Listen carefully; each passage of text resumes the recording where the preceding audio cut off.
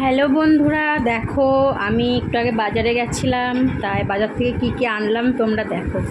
এই যে এখানে আছে 1 কেজি বেগুন, এটা এনেছি মাত্র 30 টাকা দিয়ে। আর এই যে আমরা যে গাটি কচু খাই না, গাটি কচুর যে গুঁড়া হয়, এইগুলো পুরো আলু ভাজার মতো কেটে ভাজা করলে খুব ভালো লাগে। আর তাছাড়াও এটা চুনো মাছ দিয়ে চচ্চড়ি করে খেতেও খুব ভালো লাগে। তো এটা হচ্ছে 2 কেজি এনেছি 20 টাকা। আর এই যে দেখো কলা এনেছি, এটা হচ্ছে এখানে 14 পিস কলা আছে মাত্র 25 টাকা। আর এইটা হচ্ছে আমার ভাইয়ের মেয়ের জন্য একটা ব্যাগ এনেছি, স্কুল ব্যাগ, এটা মাত্র 200 টাকা।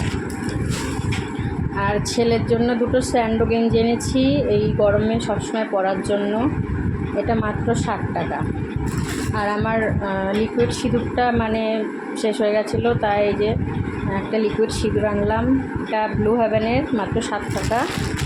আর এই যে আমার জন্য একটা কুর্তি আনলাম, এটার দাম হচ্ছে মাত্র 200 টাকা।